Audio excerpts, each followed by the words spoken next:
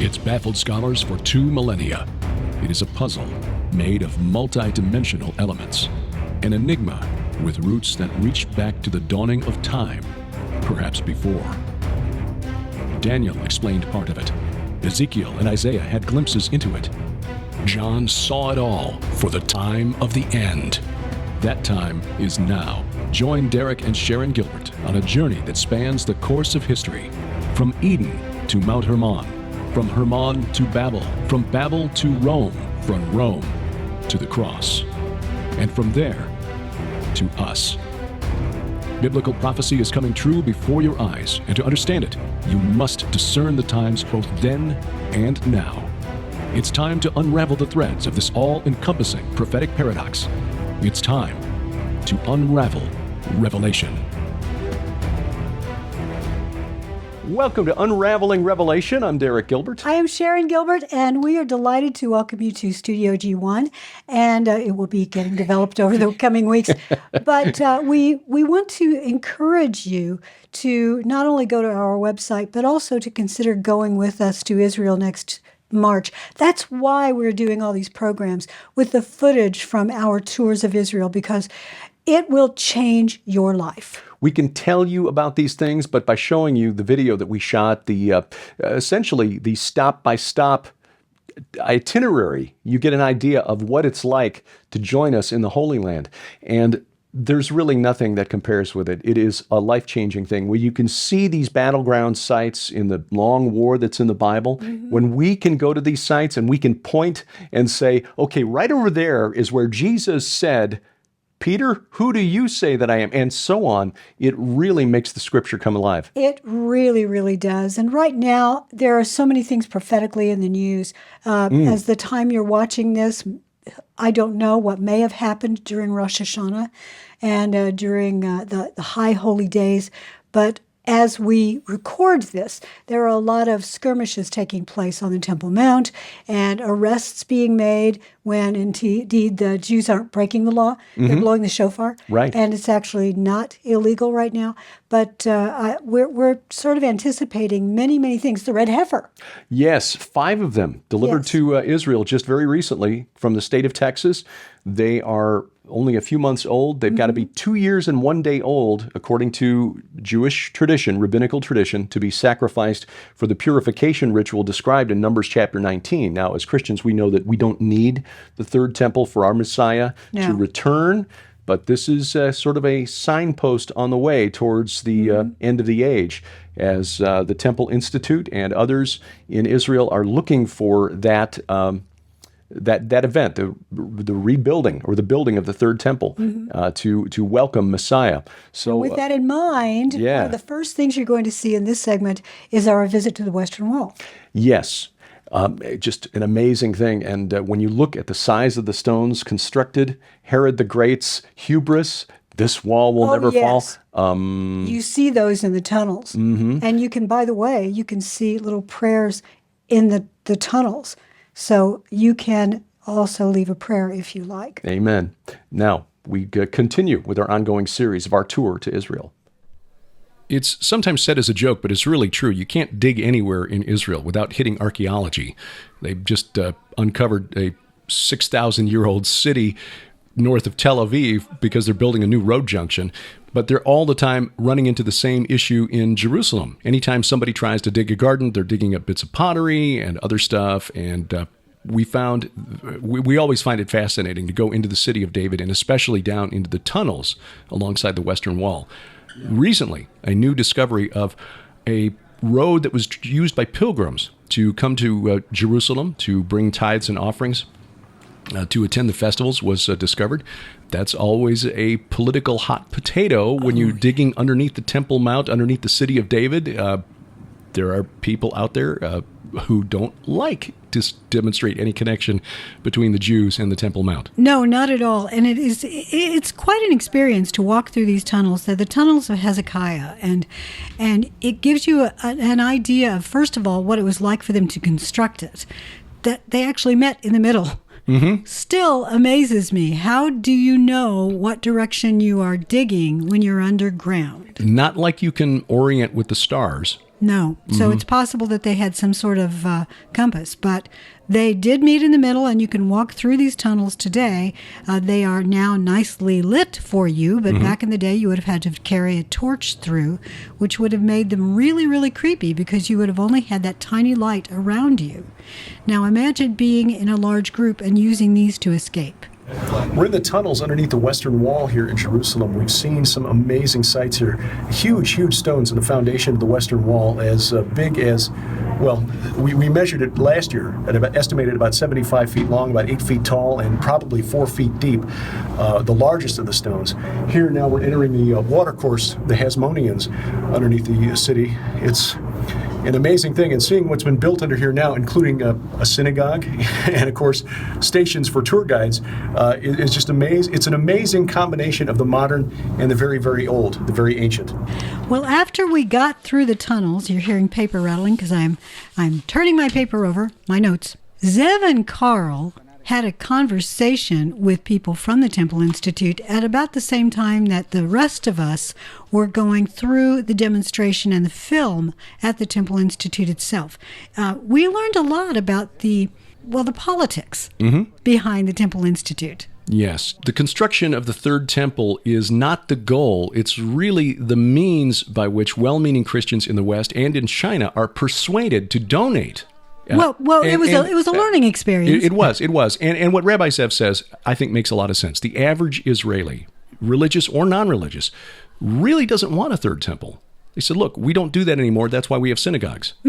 And we know that if a third temple were to be built, it would be World War III, and we would just rather live in peace. It would require sacrifices to be reinstated. Yes. And right now, the mention of doing a sacrifice during Passover causes major political upheaval. Right. This pretty much wrapped up our time in Israel. So we had our farewell dinner, which is always filled with joy, and we all reminisce and we share pictures back and forth, and we thank our guides, and of course we thank Aaron Lipkin, because the next day we all go to our homes or to Jordan. Yes. This year, the tour extension was into Jordan, and our very first stop, once we made it through the customs, and trust me, it takes a while to go through those customs, but it's worth it, we went to Mount Nebo.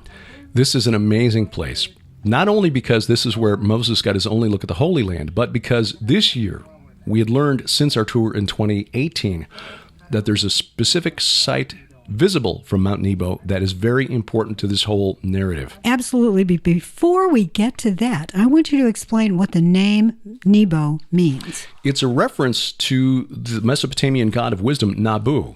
Not quite sure why that place, that mountain, was given that name, because there's, as far as I know, no documentation that he was ever worshipped that far west. This was an entity that was pretty much worshipped by the Eastern Amorites, people in Babylon and thereabouts. In fact, Nabonidus, Nebuchadnezzar, yes, exactly, Nebuzaradan, others have that name as the theophoric element in their names, the god name as part of their name. So he was an important entity. He is the son of Marduk. Okay, the son of Marduk, who was the chief god of the city of Babylon and the king of the pantheon of the Eastern Amorites. Exactly. So again, we have the Lord taking back territory. He is going directly to the homes of these gods, going to their mounts of assembly and taking it back and claiming it as his own, because the entire earth is his. Yes. The valley below Mount Nebo was the plains of Moab, where the Israelites camped after defeating Og of Bashan in the north. So we go from Gilgal Rephaim, in a way, to where you and I were with our group near Petra. Right, and this is significant because this area east of the Jordan River was occupied by tribes identified as Rephaim in the days of Abraham. These areas were known to be occupied by those Rephaim tribes, and by the time of Moses, the Rephaim were considered the spirits of the mighty men who were of old, the dead kings. They were venerated by the Canaanites around ancient Israel, and even the Israelites were drawn into this worship when they were on the plains of Moab. That's why God sent a plague that killed 24,000 Israelites. They were worshiping the Baal of Peor, who I showed in Last Clash of the Titans was a god of the underworld. Well, Ezekiel in chapter 39, in his prophecy of the war of Gog and Magog, has it revealed to him by God that the valley of the travelers east of the sea is where God will bury the hordes of Magog. The travelers in that context are the spirits of the dead, the spirits of the Rephaim who cross over. They travel from one plane of existence to another. They are referred to specifically as travelers in Canaanite texts called the Rephaim texts. Those are from about the time of the Judges in the ancient kingdom of Ugarit. And when you say travelers, you're talking about the Avarim. Yes. And Avarim is also the name applied to Mount Nebo. God told Moses, climb this mountain of the Avarim, climb this mountain of the travelers. This is significant because from Mount Nebo, the mountain of the travelers, you can see the valley of the travelers below where this end times war of Gog and Magog, the Battle of Armageddon, the church... The Har Moed. Yes, God's Mount of Assembly. You see the whole world coming against Jerusalem. And possibly humans that are inhabited by demons. Exactly right. And that's why the travelers, who in those Rephaim texts are called warriors of Baal, will be there at that battlefield and they will be destroyed. God says it will block the travelers. At the last trump, we are raised incorruptible. We are resurrected into new bodies. They will be blocked. Yes, they will not rise. The other interesting thing, you mentioned the snakes. The other interesting thing about Mount Nebo is that very large sculpture, which dominates that area. It's sometimes referred to as Nehushtan. Mm-hmm. That's another name given to Dumuzi. Really? Dumuzi or Tammuz in the Bible? Yes. There is a poem where when he is taken, seized, when Inanna rises from Hades, when she comes back from Tartarus, the underworld, she has to find someone to take her place. She finds the whole world crying and weeping because she is dead, quote unquote. And by the way, she arose after 3 days. Yeah, well, she finds her husband, Dumuzi, the shepherd king, sitting on her throne and doesn't seem at all sad. In fact, he's wearing all of her royal robes and crown and the whole getup. He's happy. Until she says to the demons who followed her out of the underworld, okay, take him. Take him. And there is one poem that says that he pleads to have his feet and hands turned into that of a snake. Now, the word that snakes don't have feet and hands. I believe he was asking to be turned into a dragon. Ah, yes. Nehushtan is a flying, fiery serpent. A phrase we see in the Bible. It's a dragon. Nachashim seraphim. Mm-hmm. Yes, because it's based on that idea of serpent, the tan part, and also the nakash. Fascinating stuff that's still there on the summit of Mount Nebo. Just some amazing things. Of course, the farewell dinner was just a time of joy and celebration, but also some sadness as we said goodbye to some of our friends. But that makes us so sad. But much of the group continued on to Jordan. I know, and I think a lot of the group is going to be continuing on this year as well. We've got most of one bus that have said they plan to go to Jordan. Yes, and we'll show you what the other land of the Bible, Jordan, from where Moses got his only look at the promised land when Unraveling Revelation continues. Israel is ground zero in the long supernatural war in which we all play a part. And during the month of October, our special offer helps you to better understand that war and the land of Israel. Our two nonfiction books, Veneration, about the ancient cult of the dead and the way it drew Israel in, and Giants, Gods, and Dragons, about the strange and mysterious creatures that God declares are real. Plus the DVD of our tour of Israel from 2018 that takes you to these key battleground sites from Mount Hermon to the Mount of Olives, Mount Nebo to the Temple Mount, and then on to the mysterious island of Sardinia, where we explored the tombs of the giants, a 6,000-year-old stone ziggurat, and the Tophet, used by the ancient Phoenicians to sacrifice children to the dark god Molech. Bought separately, this package is worth $60, but during the month of October, we're making it available to you for just $35 plus shipping and handling. Our October special, available only at our online store. You'll find it at gilberthouse.org/store. And again, thank you for your prayers and your support. Welcome back to Unraveling Revelation. I'm Derek Gilbert. I am Sharon Gilbert, and we are so delighted that you're enjoying these programs. We've been hearing from you and saying that not only do you love watching us and listening to us gab about our delightful time in 2 tours of Israel now. But also, you are now interested in going, and you can find out how to go by going to either skywatchingisrael.com or go to our website, gilberthouse.org, and it's got a travel page there that will tell you all about the tours. It takes you right to Lipkin Tours website where you can get a look at the itinerary, and you'll see what it means, you connect the itinerary to what you're seeing on the screen here as we continue our series from our tour of 2019. Once the farewell dinner was complete, the next day, those of us who continued on to Jordan went across the river east of the Jordan and on to Mount Nebo. Well, the other interesting thing about Mount Nebo, yes, was an archaeological site that we only learned about after last year's tour. And this is a site that's been excavated by Trinity Southwest University under the direction of Dr. Stephen Collins for the last 15 seasons. And that is called Tal El Hammam. Because the evidence is very good that is the site of biblical Sodom.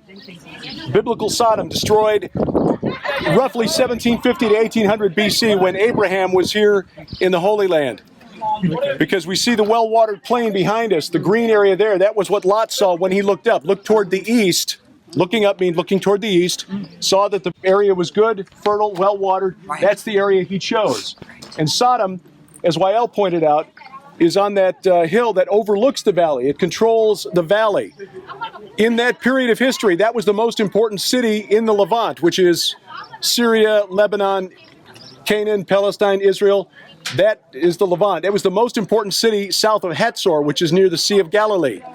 It was important enough that kings came all the way from modern-day Iran, Persia. The king of Elam led the coalition that crossed Mesopotamia, came down from the north to attack that city there. It was important. And remember, on their way down, they had to defeat tribes identified as Rephaim. So in the days of Abraham, the Rephaim still occupied the Jordan River Valley. By the time Moses and the Israelites arrived, more than 200 years later, only Og of Bashan, the Golan Heights, was left of the remnant of the Rephaim. And I believe that's why he was the first target. Numbers 25, verse 1, when Israel lived in Shittim, down here, the people began to whore with the daughters of Moab. These invited the people to the sacrifices of their gods, and the people ate and bowed down to their gods. So Israel yoked himself to Baal of Peor. Peor, I explained in my book, Last Clash of the Titans, is based on a root that means cleft or gap or opening. In the context of the spirits of the dead, probably means entrance to the netherworld, a god of the dead. They yoked themselves to the Baal of Peor, lord of the opening to the underworld, and ate sacrifices offered to the dead. That's what made God angry. They provoked the Lord to anger with their deeds, and a plague broke out among them. And the book of Numbers says 24,000 died because of this plague. Now, 2 other interesting things here. Ruins of the travelers. When I interviewed the scientific director for the dig at Tal El Hammam, Sodom, he said that there are more dolmens gathered around the base of the city than anywhere else in the Jordan River Valley. And the Jordan Valley, the east side, Rephaim territory, has more dolmens concentrated than anywhere else on earth. There are 500 still standing down there. He said there used to be 1,500. I asked him, how are they oriented? Are they oriented according to the stars, north, south, constellation, equinox, solstice? He said, no, we think they're all oriented to face what we believe is the temple in Sodom.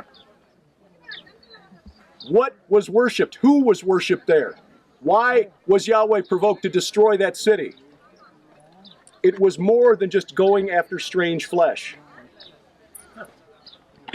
And when Moses and the Israelites arrived here around 1400 BC, some 300 years, 400 years after the destruction of the city, they saw the ruins up on the hill and 1,500 dolmens, funerary monuments, 2 big slabs of stone with a slab across the top, left behind. The ruins of the travelers. And Moses and the Israelites looked up and saw that, and so named the place. I believe it's down here. And I think there's one final note. Oh yes, this is just an interesting, Sharon pointed this out once. There's the interesting reference in Jude. where Jude references, of course, the angels who kept not their first estate, did not remain within their position of authority, left their proper dwelling, just as Sodom and Gomorrah and the surrounding cities likewise indulged in sexual immorality. He says, for some reason the screen is going dark. I guess it's overheating. In like manner, these people also, referring to people in the first century now who were disobedient, relying on their dreams, defile the flesh, reject authority, and blaspheme the glorious ones.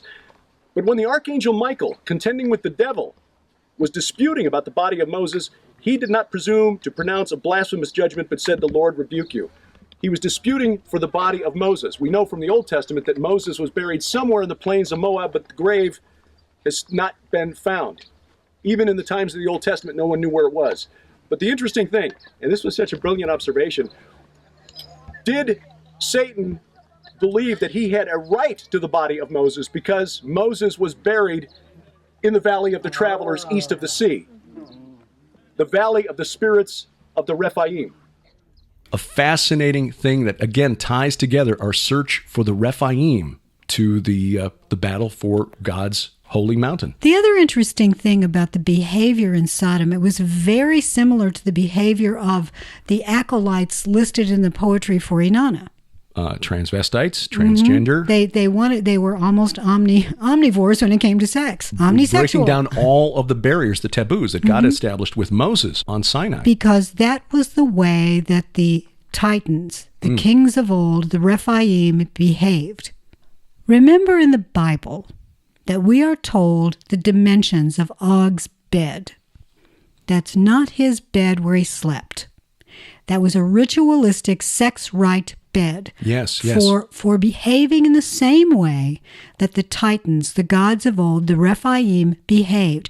This was a way to incubate the god. We know this from a text found at the Entemenanke, which is Marduk's temple in ancient Babylon, that the dimensions of the bed of Og were exactly the same, 4 cubits by 6 cubits. So Og wasn't necessarily a physical giant, but Moses was connecting him to the wicked occult system of Babylon. Exactly. And so we have that same activity taking place in Sodom. They were trying to essentially rebuild Babylon by their behavior. Oh. And Og may have been trying to do something similar. You know, that might also have been one of the reasons that the kings felt compelled to march all the way from Mesopotamia to put down this upstart kingdom just east of the Dead Sea. Exactly, because we don't want his God outdoing our gods. Yeah. And they've made alliances with these Rephaim tribes along the King's Highway, interrupting the flow of trade between Egypt and Mesopotamia as well. But if this timing is correct, about 1750 BC, the give or take, then that means that Amraphel of Shinar might actually have been Hammurabi the Great. Oh, that's really interesting. Yeah. Because he wanted to make Babylon great again. Exactly. Yes. Well, who knew that when we stood on Mount Nebo, we would be perceiving all of this? But we were looking at what Moses saw. And here's another interesting thing about that. The transfiguration, which took place on Mount Hermon, another one of the enemy's strongholds. It's where the watchers came down. When Jesus transfigured there, he had 2 individuals with him that essentially had been resurrected. Elijah and Moses. Exactly. So he was signaling to Satan and everybody else, Moses, who's buried somewhere there, and you think you've got control of his body, guess what? You don't. He's coming back, but you're not. Exactly. You're still dead. You're still dead.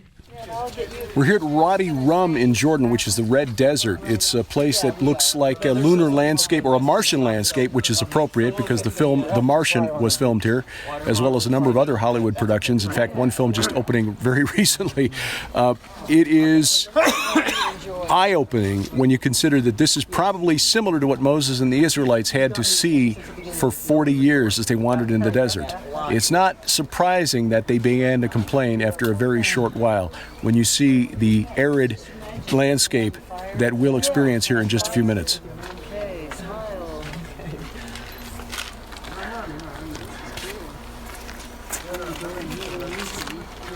The tour through Wadi Rum, the Jeep drive through the desert, was well worth seeing. Historically speaking, it gives you an appreciation of why the Israelites might have complained about their time in the desert, because really there's not much there. It's sort of like being on Mars, which Hollywood is taking advantage of for several major film productions. Oh, we could just colorize everything, or now let's go shoot it in Jordan. We don't have to colorize it much. It does look like Mars. It's red. It's why the area is called Edom. Right. We had a lot of fun there. It was fascinating for me. I'd seen it last year. You didn't make the tour into the desert last year, but this year you did. And because your Red Wing Saga series will eventually take one of your protagonists into that part of the world, because that's where T.E. Lawrence of Arabia, yes, exactly, rallied the Arab tribes against the Ottoman Empire. Exactly. And of course, I'll have one of my future heroes working with Lawrence of Arabia, because he also represented the Palestine Exploration Fund. Yes. Archaeologists who just happened to report back to the military. And the Foreign Office. But while we were there, we did get to experience Bedouin tea. It was delicious. Oh, flavored with cardamom and other spices. Delicious. Yes, and the amazing Taylor Joseph, who did most of the film work in this documentary. He got to have his own personal hat. Oh, yeah. Our tour guide on the Jordan side, YL, fitted him out, and this was absolutely perfect.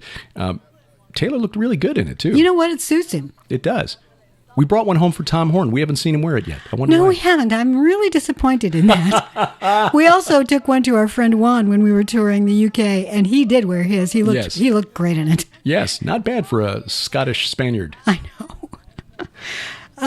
We had a lot of fun while we were there. And by the way, when we were in Wadi Rum, this really surprised me. A couple of things did. First of all, one, I was a little surprised to see that the Bedouins all had cell phones. In fact, there was a little charging station. Yes. Set carved into the rock. So it seemed. But you also saw petroglyphs that I think must be very, very old. That area was heavily traveled by the nomads back in the day. Our 2020 tour of Israel will include a visit to the Negev, which is the desert south of Israel, and we'll see some of the sites there, which date back to the Chalcolithic, but also Nabatean sites as well. A lot of people travel through that area. Even as desolate and arid as it is, that area has been occupied for millennia. Well, that was an amazing thing to be able to see from Mount Nebo, the site of ancient Sodom. I know, and the first time we were there, we had no idea. Right. But now we know it's there. In fact, during the second tour, we pointed it out. And now we're considering ourselves trying to go, because you can go on that dig with them. Yes. It's just kind of tricky. You have to pay your own way. But if you're interested, send us a note and ask us how. Yeah, it's an opportunity to be part of history. I mean, to actually touch one of the residue of one of the most famous events, not just in biblical history, but all of human history. All of human history, and that also includes Mount Nebo, which you will also visit. Yes. So, gilberthouse.org/travel for more information. And next week, as we continue on, we go to a bucket list site for us and explain why it wasn't just a great setting for a Steven Spielberg movie, it also has prophetic significance as well. That's next week as our series continues on Unraveling Revelation. Unraveling Revelation is a viewer-supported outreach of Gilbert House Ministries. We'd love to hear from you. Contact us through our websites or drop us a line at P.O. Box 78, Crane, Missouri 65633.